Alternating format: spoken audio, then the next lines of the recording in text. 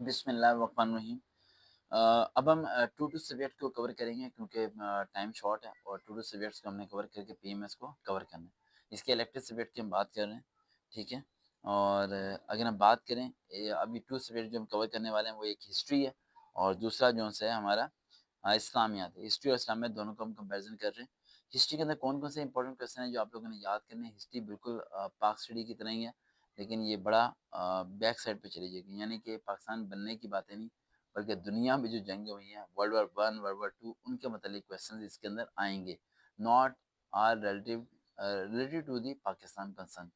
اس کے بعد آتا ہے اس میں مسلم رولز ان دی سب کانٹیننٹ میں کس طریقے سے مسلمانوں نے حکومت کی، جس میں خلفاء راشدین چاروں خلفاء راشدین کے ایئرس کے بارے میں اور انہوں نے کن کن ملکوں کو فتح کیا، رومن امپائر کو کیسے شکست دی، وہ آپ نے پراپرلی پڑھ کے جانا ہے۔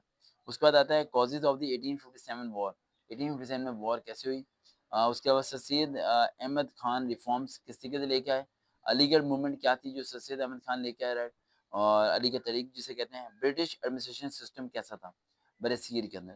اس کے بعد آتا ہے پاکستان موومنٹ سے آئے گا، رول آف دی قائد محمد علی جناح آئے گا، ٹھیک ہے، اور پارٹیشن ایشوز آئیں گے، ٹھیک ہے۔ ارلی کانسٹیٹیوشن پرابلمس یعنی پاکستان کی کانسٹیٹیوشن قانون بننے سے پہلے کیا کیا مسئلے مسائل پیش آئے اور پاکستان کو آزادی کے بعد کن کن مشکلات کا سامنا پاکستان کو کرنا پڑا ہے، رہائش کا مسئلہ، معاشی بحران، یہ سب چیزیں آپ کو اس میں اسٹڈی کرنی پڑے گی۔ امپیکٹ اینڈ دی کلونیکل لیگیسی، اچھا جو میں آپ کو پوائنٹ بتاتا ہوں یہ پوائنٹ نہ لکھ لیا کریں، اس کے بعد ایک پوائنٹ پہ کیا کیا کریں، بریفلی ڈسکس کیا کریں، گوگل پہ سرچ کیا کریں اور اس کے نوٹس بنایا کریں، تو آپ کی ایک قسم کی پوری بک بن جائے گی۔ جو ٹاپک بتاتا ہوں اس کے ٹاپک کے ریلیونٹ سارے کے سارے کویسچن آپ کے پیپر کے اندر آنے ہیں۔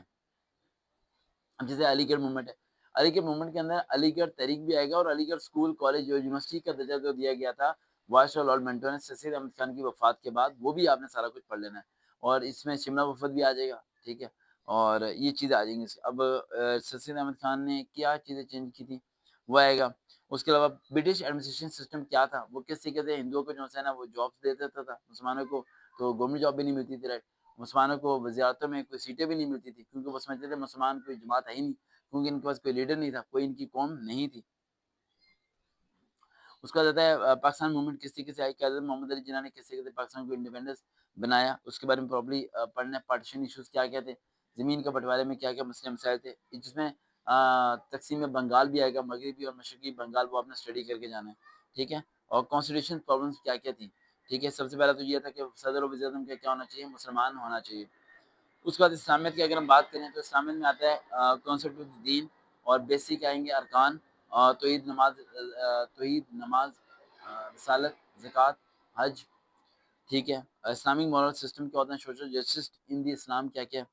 اس کے بعد احتجاج کیا ہوتا ہے، اجامہ کیا ہوتا ہے، جہاد کیا ہوتا ہے، حضور صلی اللہ علیہ وسلم کی زندگی کے متعلق آئے گا، نبوت سے پہلے کی اور نبوت کے بعد کی، ٹھیک ہے، خلفاء راشدین کی ہر ایک کی الگ الگ زندگی کے بارے میں پڑھنا ہے، کتنے کتنے سال حکومتیں کی، کیا کیا کام کیا عثمانی غنی اس طرح کی دور میں قرآن مجید مکمل ہوا، اور یعنی مکمل کا مطلب قرآن مجید کو ایک بک کی شکل کی فارم میں دیا، پھر اسے ڈسٹریبیوٹ کیا گیا، ٹھیک ہے، اور اسلامک پولیٹیکل سسٹمز کیا ہوتے ہیں۔ اس کے وومن رائٹس ان اسلام میں عورتوں کی کیا کیا حقوق ہیں، ٹھیک ہے۔ اس کے علاوہ اسلامک اینڈ ماڈرن چیلنجز کن کن چیزوں کا انہیں سامنا کرنا پڑا، تو یہ آپ نے جو سارا جو ہے نا وہ پراپرلی پڑھ لینا ہے تو آپ کے لیے ایزی ہو جائے گا۔ دیکھتے ہیں، چلیں ہم دوبارہ ملاقات ہوگی، اللہ حافظ۔